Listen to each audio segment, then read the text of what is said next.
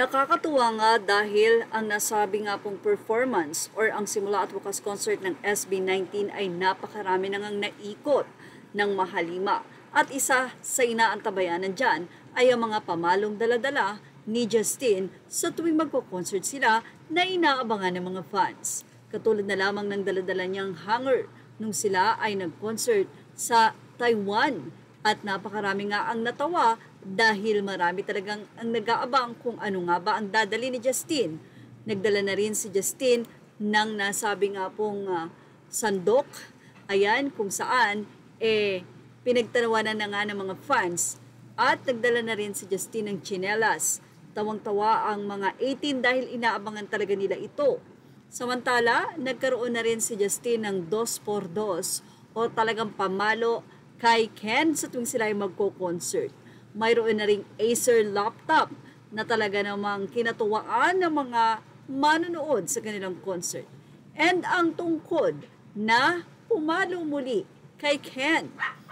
At syempre, ang chopstick na ginamit naman ni Ken sa naging concert nila sa Hong Kong. Samantala, ang nasabi nga pong pag-hit ng parang high school nga daw ito na ginagamit mo ang towel para paluin ang iyong kaklase or magbilo. Aba, masakit din po yan pag nakatama. So yan po ay ang day 2 nila sa Hong Kong. Marami pa nga pong aabangan kung ano nga ba ang mga dadalin ni Ja na pamalo para sa kanyang Kuya Ken. Ang ilang mga 18 fans ay nagsasuggest na nga kay Ken. Well, meron ng tsinelas, meron ng sandok, meron ng hanger, may 2x2, may belt, may chopstick, marami pang iba, may tungkod. Ano pa nga kaya ang dadalin ni Justin sa mga susunod na concert katulad sa Japan?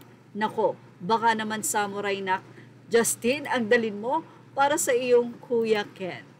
Anyway, marami pa pong aabangan sa SB19 at hindi nga daw ina-expect ang nasabi nga pong simpleng pagbibiro at pagdadala ni Justin ng pamalo sa kantang Dungka sa tuwing sila magpe-perform ay magiging series, magiging katatawanan at inaabangan talaga ng mga fans. So iyan po ay isa sa inaabangan ng mga fans kung ano nga bang pamalo ang ipapalo nitong Justin sa kanyang Kuya Ken na very supportive naman ang tatlo na sila Pablo, Stel at Josh sa nasabi nga pong ganap na ito ng dalawa during Dungka performance sa kanila nga pong concert sa iba't ibang panig ng mundo.